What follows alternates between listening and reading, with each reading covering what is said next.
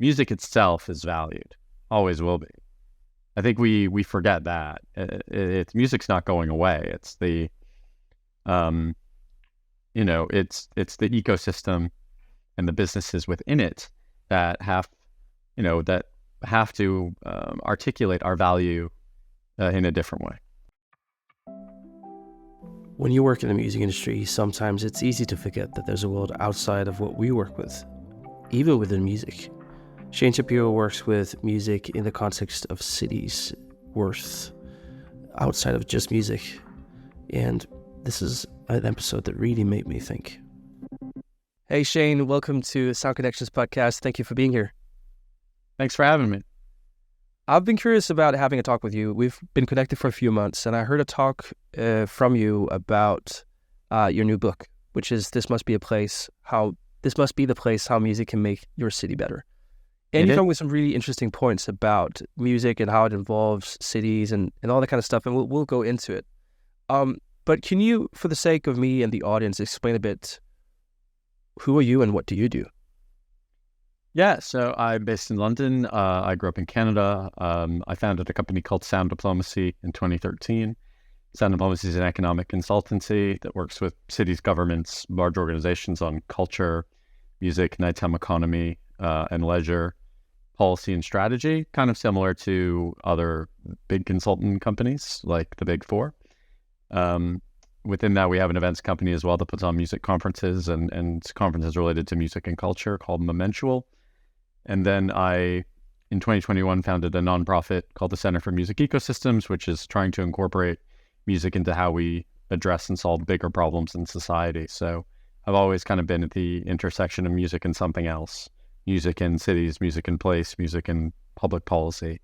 But before I founded Sound Diplomacy, I had about 15 years of working in the music industry in a variety of different ways. And I've always worked in music since I was a teenager. Was it like the initial love for music that brought you into the industry, or like where did that come from? No, it just happened is the best way to put it. So I ended up getting a job kind of at the same time, one at a local music venue in my hometown and another at a record store. I loved music. I wasn't really very bothered about working in it. But then the jobs came and I realized, this is something I enjoy doing. So when I was 16, I was working in a record store part-time and a music venue part-time. And it kind of just went from there. And I just kept getting employed in different ways, as well as studying.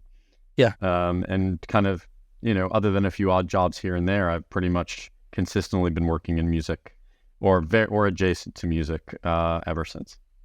And that career also sort of ventured into academia for you, because besides working, that's a path you pursued. Yeah, I have a PhD in cultural policy, but I worked pretty much throughout while I was studying, from my bachelor's straight through to my PhD. I haven't pursued academia like as a career, but having an understanding of things is important to me, or trying to have as much of an understanding of things as possible. And I was given an opportunity to do the PhD, so I did it. But when I graduated, I think the next day or a couple days later, I founded Sound Diplomacy. So it was, because I'm an immigrant, obviously, in the UK. And when I was a student, I wasn't allowed to start my own company. I was allowed to work, but not start a company. So once I graduated and I moved on to a different kind of path to citizenship, I started the company. Yeah. But was it a problem you faced in your career in academia that made you think, okay, I want to start a company surrounding something? I don't think I ever had a career in academia, I think is the first step, right? So I was always just studying. I did some teaching. I still do. I've written some courses. I engage with universities all the time, but I don't think I ever had a career in academia. I always worked in the sector. Fair. In one way or another when I was studying. So it was mainly sector first, and then I was doing academics on the side. What was it that sparked the idea about Sound Diplomacy? Well, it evolved over time what the company is now versus the way we started. So prior to Sound Diplomacy, I was the UK and European rep for the Canadian Independent Label Association. Like Music Norway, I was like Music Canada, Sure. Canadian Music Export. Music Canada is the name of the major label association. And I was a freelancer, and I kind of wanted to work with other countries as well. So when I founded Sound Diplomacy, we started as an export office for hire. We worked with a bunch of countries and labels and organizations on the artist development side. And I kind of realized slowly but surely over time that there were a lot of issues impacting the music economy and the music ecosystem that had nothing to do with music. And a lot of them are down to the policies that we make in our communities, to decide what's important and what's not important, to decide what to invest in, what not to invest in, and things like that.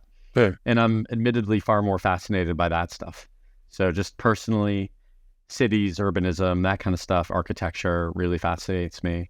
The ins and outs of the music industry, especially at a granular level, doesn't interest me as much. But music obviously does. So, over time we kind of shifted, and it happened through coincidence and through opportunity and through friends, and we kind of started to evolve into developing strategic plans and economic analysis to outline how music can be incorporated into solving other problems, whether it's a city's economic strategy or tourism strategy or talent attraction, or I think the same way that cities treat startups, right?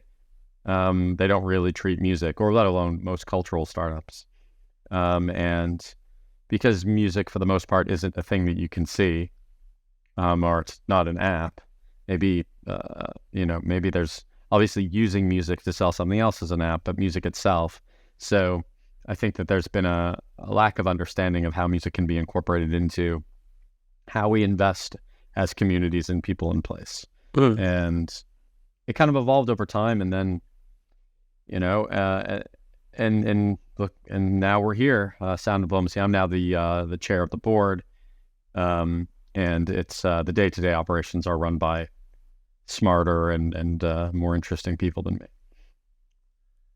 So all of this sort of led you to write a book. And obviously it's touching upon the points you just mentioned now. But if you were for me to provide me the essence of the book, what would that be? It's that music, if we think intentionally and deliberately about how music can be incorporated into everything, then music will benefit. So, music tends to be bolted on to decisions that are made in places rather than built in to decisions that are made. That's why you see apartment buildings next to music venues, or you see festival sites that aren't designed properly for people flow and so on, or no tax policy to support music, or permits are difficult to obtain, or everything is more challenging than it needs to be. My belief is, if we think about music as a tool to help invest in, govern, understand places, then we all stand to benefit more. And the book is kind of stories of what I've done in places, as well as what's happened in places, and lessons that I've learned along the way, and kind of what I think every city could do, or every place, it doesn't even need to be a city, could do, not only to invest in its music economy, but use that to benefit everyone in that city. So it's really all about, if we care about place, music is an amazing tool to deepen that care. So as you say, the book is also consisted of specific examples of different locations that has done this. Could you provide me a practical case study that can sort of showcase your argument from the book? Yeah. So one is, I'll take one in the U.S.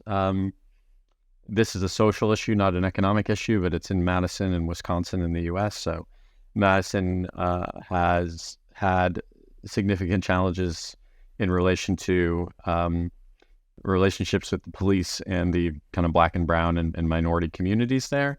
It manifested itself in a lot of hip hop and kind of hip hop adjacent music being, in essence, criminalized. And policies were put in place to stop that music from even happening. So the city recognized that this was a problem, and led by an academic and a rapper, they created a task called a Music and Equity Task Force to address the issue. A report was issued that led to more research that Sound Diplomacy worked on alongside others, and the creation of a pressure group called Greater Madison Music City that has since been given investment to hire a full-time person. Zoning laws are being reformed. The problem has been addressed. Look at me, I'm not the right person to say if it's worked, but it's, for example, music was used as a tool to address systemic racism. And through addressing systemic racism, you're addressing entrepreneurship, you're addressing self-worth, you're addressing communities, and so on. So I wrote about the process of kind of how that happened and what has happened since. That's very interesting. One of the things that I meet a lot as an entrepreneur is what some entrepreneurs call the devaluation of music, or like the not very corresponding actual worth of music towards how people value it when it comes to like consuming music. And this might not be in your field of area, but do you have any thoughts about that discussion? Well, music is valuable and always will be. I always say, imagine exercising without music. Imagine a wedding or a funeral without music. Music is part of all our religious, for those who are religious, experiences, right? A call to prayer is music. So music is not going away. And it's part of the human condition, and that's never going to change. I think what's devalued or maybe misunderstood is the process that gets music to people and how much that's worth. Economically and socially.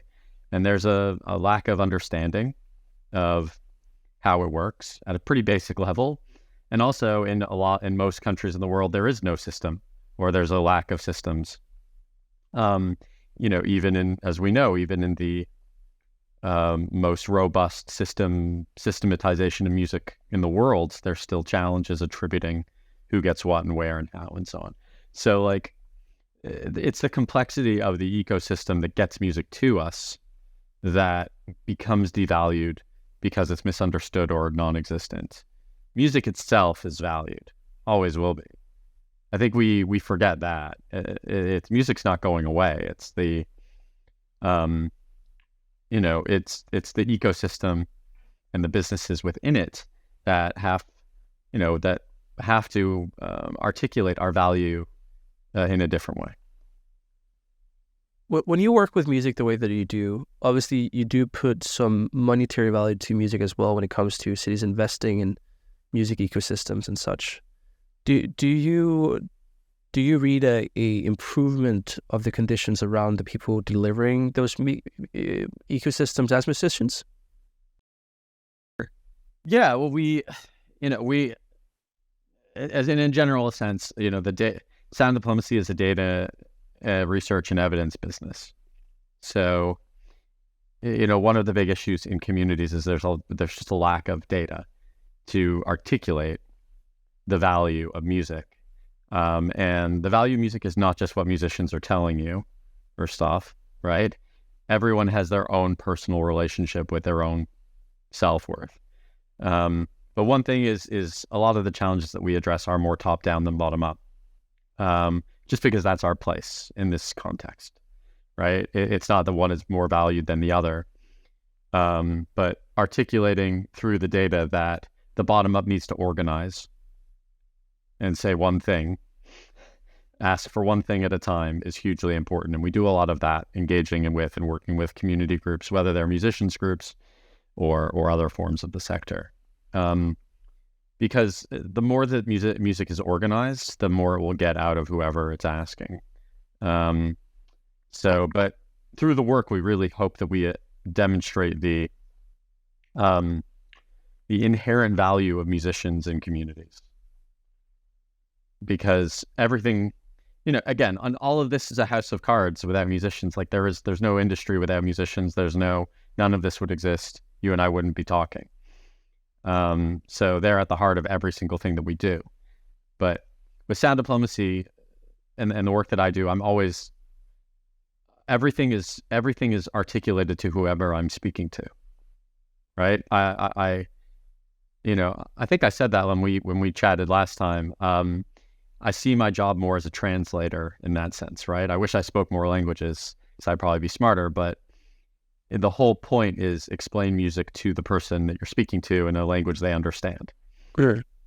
And sometimes the language of musicians, or a particular kind of musician, like a musician in a Western country that benefits from copyright infrastructure, like in Norway or the UK, is not the language of a particular government official. So we have to work to come up with a data and evidence base so we can bring those together, so both sides understand each and see the benefit of it.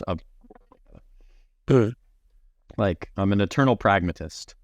I will try to do what I think makes sense and works to get the best possible outcome in that situation.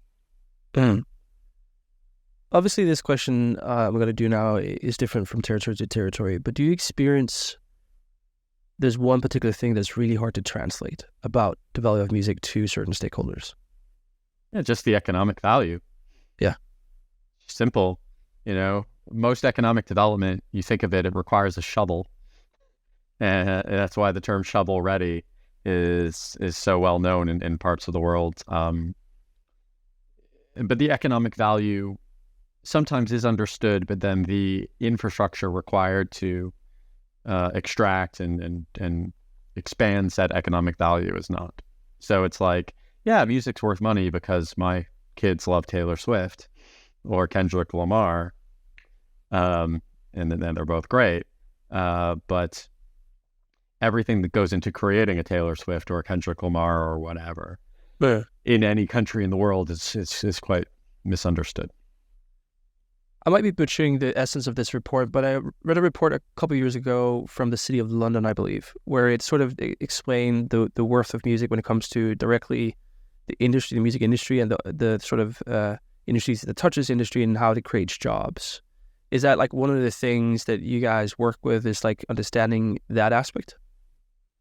Yeah, I have to shout out the mayor of London and Amy LeMay, the night czar, and her team, and they're all great. I've been very lucky to work with them a lot over the years as a small, a small cog in a big machine. But yes, it's about the the indirect impacts of music is what you're saying. So again, venues are incredibly important, but not just because they're venues, because they're also kind of community centers, because they generate wealth around the venue.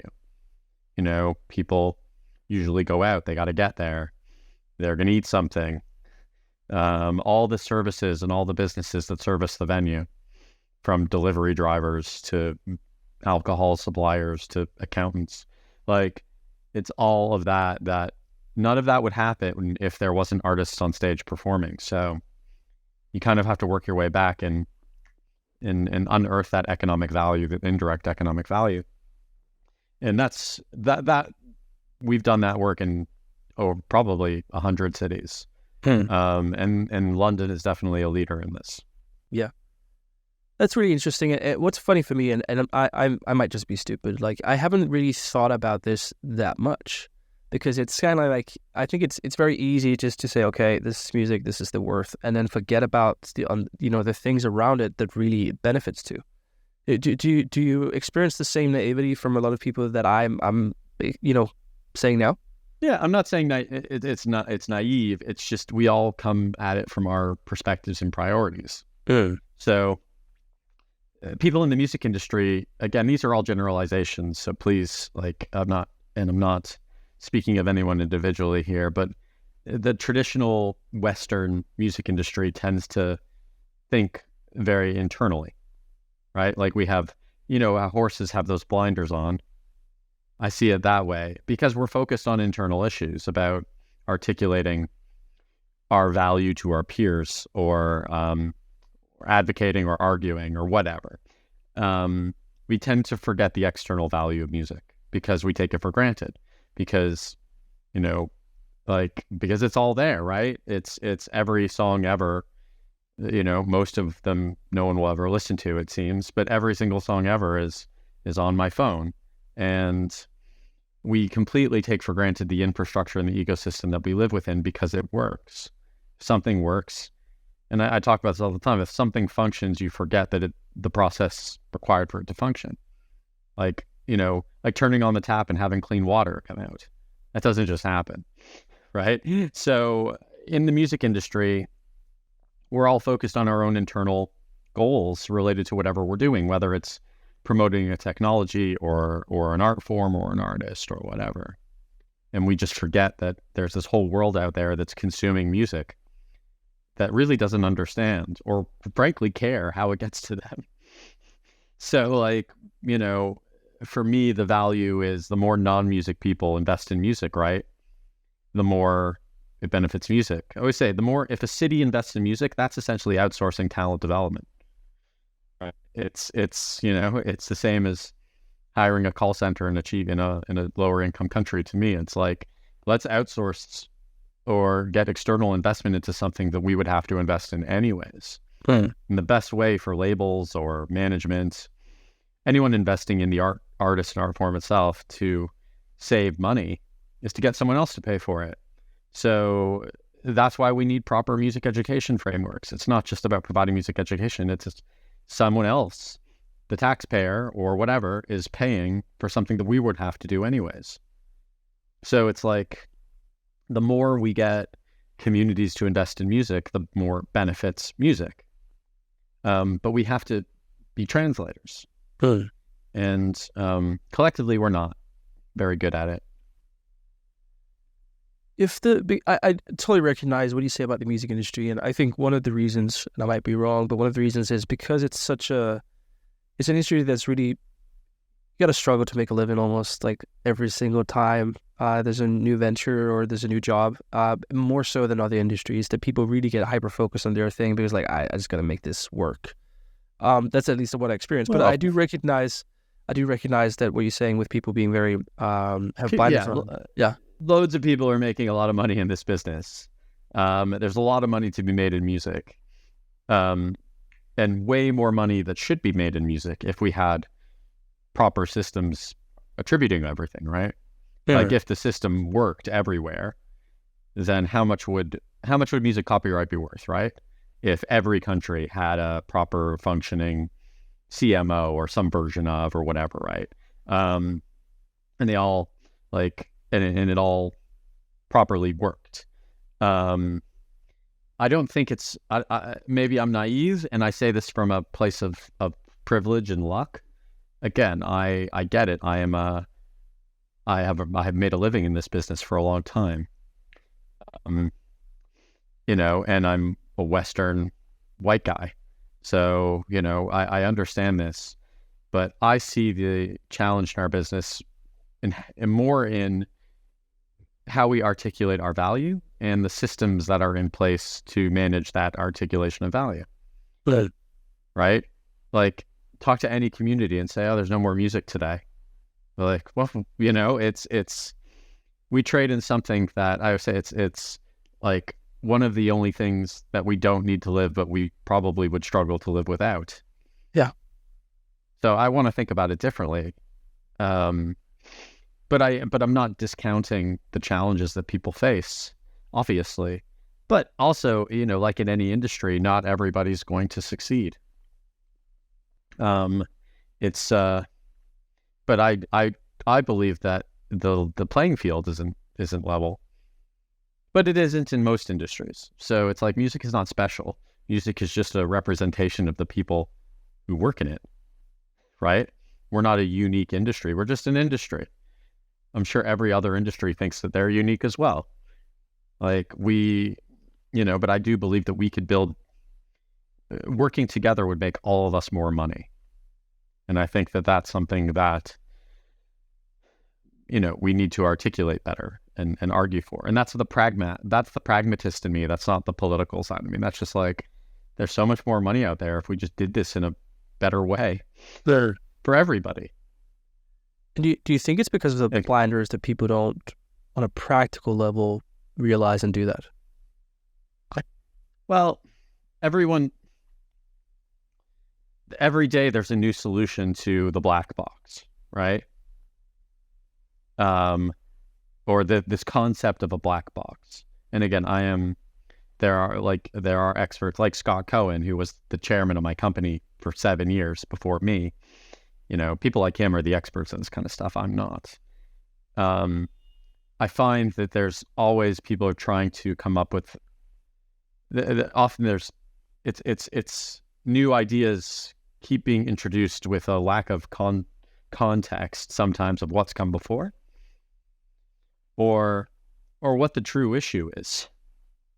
Like, how many parts of the world do public performance rights not exist because there's no infrastructure for venues to report set lists or artists to report set lists? How many countries actually do this? One example. So how much money is being lost there? How many countries have mandated music education? I can count them on 2 hands. That do, that actually, well, a bit more than that, but like it's,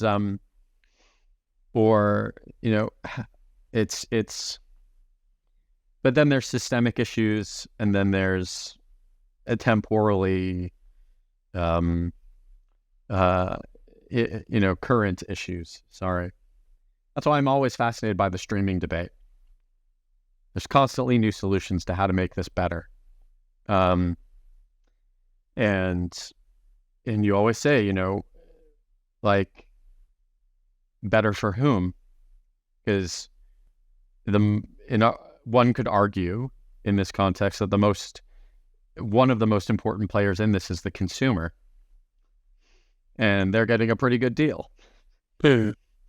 Seeing their membership go up by $1 or £1 in the last 13 years versus going up by inflation,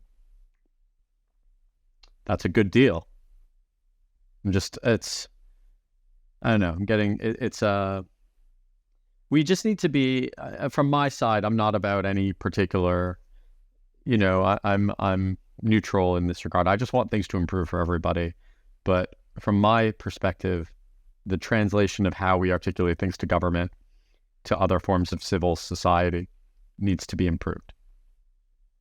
You say you want things to improve for everybody. What's the motivation that lies behind that statement? It's what I'm passionate about.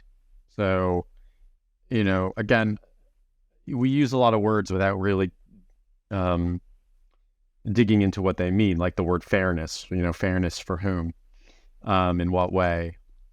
But there just truly isn't a level playing field for music from a policy perspective. There is no music policy of any kind, really, at any UN agency. So music gets kind of, again, bolted on rather than built in. The OECD has written one report about music ever, and I worked on it. It came out a couple of years ago. It's good. Like, they've done lots and lots of stuff around culture. You have UNESCO, who do an amazing job on promoting culture and cultural good and public good of culture. But I'm not talking about that. I'm talking about the economics of culture and of music. So, like, for me, the motivation is that where you live and what you look like shouldn't impact your ability to pursue this as a career. But it does. Whether you succeed or not, I don't really care in that sense. Like, I hope you succeed, but it's really about being given an opportunity that's equal to everybody else. Not everyone is born middle class in a rich country. And also, and it's just, it comes from a personal passion. It's like, I just want everyone to love music as much as I do and to see why music is so important and why music is this incredible jewel that we all have that we just don't seem to be, utilizing in the way that it should. One of the very interesting things you said a few minutes ago is about the industry trying to solve problems that maybe not is a real problem, is the underlying problem. Obviously, this podcast is sort of with the intention of speaking to entrepreneurs or people interested in the space, because I do believe entrepreneurs in any industry does make a difference for a lot of different things if building a right company for the right market. What would you say to entrepreneurs pursuing ventures in the music industry that they generally are doing wrong or have the wrong focus? Oh, I don't know if I'm the right person to ask. I think obviously do what you're passionate about, right? Like I always say when I talk to artists, I'm like, just make the best possible art. If the art is amazing, everything else will happen, right? It truly is that simple, I find. Like, yeah, there's some people who are unlucky. But then again, that comes from a place of privilege where you live in a country with systems that can then utilize that art. As an entrepreneur, I think, like, I never really saw myself as one. That's also, like, I run a consulting company, and consulting companies, because we don't create apps or technology or things, we are not regarded as startups. We're not regarded as entrepreneurs. It's this, like, the prejudice of this whole, frankly, bullshit system of defining the business of defining and profiting off of business. I find, again, we create these rules. So, like, I had a bit of a chip on my shoulder for years because I was never part of anything or considered, and, because I couldn't go into a tech hub and make a product and then get someone to invest in it and then exit out because I was selling a service.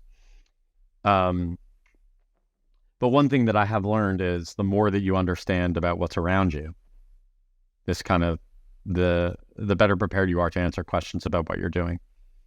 So, like, I've really tried to take the time to understand how music impacts cities and places and real estate developers and in different ways, because that's the product that Sound Diplomacy is selling, or the Center for Music Ecosystems is a charity. So we're not selling in that sense, but what we are offering is a path for music to be incorporated into global policy conversations. So trying to understand what's happened before, and lots has happened, So when it comes to creating a solution in the music industry or pursuing a particular venture, thinking that your solution is the solution usually, I found, doesn't work. Having a real understanding of what's come before and a respect of who's done it, and be humble and be modest. Good. And make it about the product, not about you. I think that's great. One of the things that I really experience with a lot of startups that I consult or I see their decks and have conversations with them is the lack of context, is the lack of historical context and industry context. Because a lot of the problems that seem like are problems have underlying issues that are just much deeper and much harder to work with. This has been, yeah. It's an intensely complicated industry that in many respects profits off of complexity. Yeah. Right? We live in a business where we create complexity because complexity makes people money who understand how to tackle said complexity, right? Simplifying things is not a business model in the music industry. From my perspective, making things more complicated is a way to make money. I think of it differently. I'm like, make it as complicated as you want within the industry and do whatever you want, but we need to explain music's value in as simple a way as possible. The complexity behind it doesn't matter. And a perfect example is, how many people know how this thing works? If you pull it apart, 1% of the people who use them, probably less, right? If I opened the screen of my phone, I would have no idea how it works. Or an airplane. How many people know how an airplane works, really? Yeah, we all get in them every day and trust them to ferry us around the world. Music's the same. So however complex it is internally, we need to simplify it externally. And depending on what you choose to do as a founder, you either enter the world of complexity and then try to figure it out, or come up with a way to explain it and then develop a system for that. That's really interesting. That's something very concrete, we can take away from this podcast as well, is like those two approaches. I've never had it explained that way, so I really appreciate that. What's your what's your ultimate goal with this work you do? Like, what is the impact you concretely want to see? And I know you've mentioned it multiple times, but make it as concrete for me as possible so I can understand. When you in 20 Every years, single country in the world has a policy and a structure that invests in, supports, protects, manages music as an industry. So that music as an economy is an economy everywhere. And no matter what you look like or where you live or where you're from, you have an opportunity. And you don't have to move. You don't have to domicile your content elsewhere or sell everything unless you want to. That's my goal, is for music to be an active, intentional, and deliberate player in helping address and solve global problems. And in doing so, it needs to be an economy everywhere, not just a utility. That's amazing. And also for me, because, one of the things that I've been maybe a bit scared of is, even though you say there's a lot of people in the music industry making a lot of money, I would say that's a particular type of business, in particular type of areas. And I've sort of been scared about, my own career, because that's not necessarily the direction I want to go. And I want to see, for the people I love, the colleagues and friends around me also pursue music, that they can, have a living, sustainable living for things that they love to do when they're really good at it. And one of the things I've been concerned about is obviously the current state and where it's developing. And it seems like this is developing positively, maybe to what you were saying, that these systems and structures are developing. Do you believe the music industry can be as financially attractive to non-creative industries in the future? Yeah, of course. Or why would I be doing this? I'd do something else. I believe music can be everything to everyone. I believe that we can have an industry that's worth 5 or 6 times what it's worth. And that employs hundreds of thousands more people. Yeah. I do. Yeah. Why not? Yeah, that's the big question. And I think for me, this conversation has really sparked those thoughts, because I've sort of been stuck in that question for a long time. And this really gave some perspective. Mm-hmm. No problem. I appreciate your time being on a podcast. And sometimes these episodes are shorter just because there's been so much gold. And this is one of them. And I really need to sit back now and think a bit about what you say. But if you could give me one last advice to people listening to the podcast of how to change their mindset about how they think about music in their business and the things around them, what would that be? Well,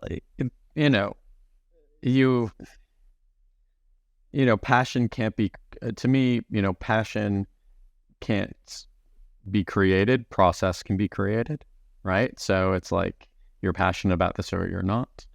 But the way you think about music isn't the way that everybody does. So the more open you are to understanding how other people see music, I believe, the more opportunities I hope it will create for whatever it is that you're doing.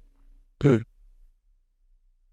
Well, thank you, Shain, for being on the podcast. I really hope that your message and your agenda really starts all over the world, really take a lot of have a lot of traction. Well, I really thank you, and hope to speak to you soon as well. Cheers.